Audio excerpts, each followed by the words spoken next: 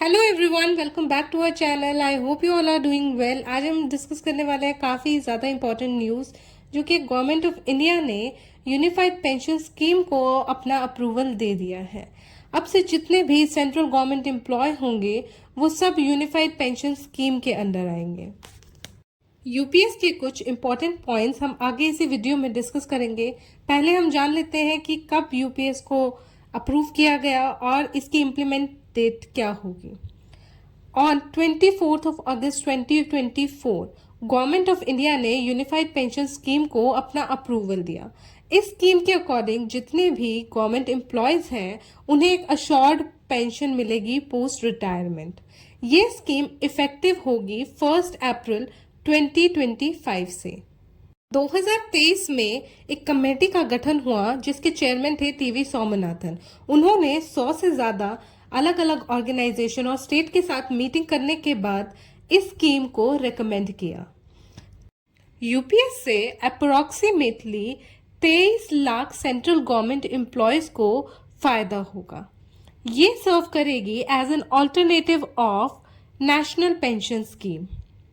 हमारी state government को भी यह ऑप्शन दिया गया है कि वो ऑप्ट कर सकती है यूनिफाइड पेंशन स्कीम। अगर स्टेट गवर्नमेंट भी यूनिफाइड पेंशन स्कीम को लागू करती है तो अप्रोक्सीमेटली 90 लाख गवर्नमेंट एम्प्लॉयज को इसका बेनिफिट मिलेगा। यूनिफाइड पेंशन स्कीम जो काफी हद तक ओल्ड पेंशन स्कीम की ही तरह है। ओल्ड पेंशन स्कीम जो 1 जनवरी 2004 में रिप्लेस कर दी गई थी नेशनल पेंशन स्कीम से।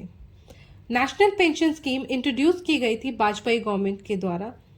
वाजपेयी गवर्नमेंट का मानना था कि ये ओल्ड पेंशन स्कीम काफी अनहेल्दी है क्योंकि उस समय पर पेंशन अनफंडेड होती थी, जिसकी वजह से जो भी पेंशन फंड होता था वो सेंटर या स्टेट गवर्नमेंट के बजट में से आता था, जिसकी वजह से सरकार पर और इंडियन इकोनॉमी पर एक अलग सा बर्डन पड़ता था, जिसके चलते उन्होंने न्यू पेंशन स्कीम को इंट्रोड्यूस किया, जिसके अकॉर्डिंग एम्प्लॉय की सैलरी में से पहले 10% और 2019 में अप्रोक्सीमेटली 14% डिडक्ट होकर पेंशन फंड में जाता था और वही same amount government of India उस फंड में ऐड करती थी, जो कि पेंशन के लिए सेव होता था और इन्वेस्ट किया जाता था।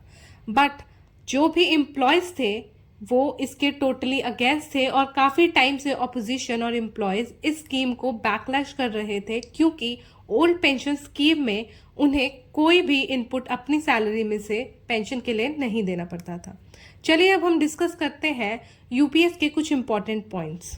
UPS assures the retiree that he or she will receive 50% of the average basic pay over the last 12 months before retirement.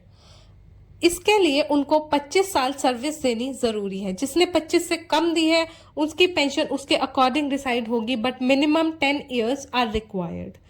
जिसने भी 10 साल के लिए सर्विस दी है उसे minimum 10,000 per month age pension मिलेगा। And all these provisions of UPS will be applied to all the past retirees of NPS.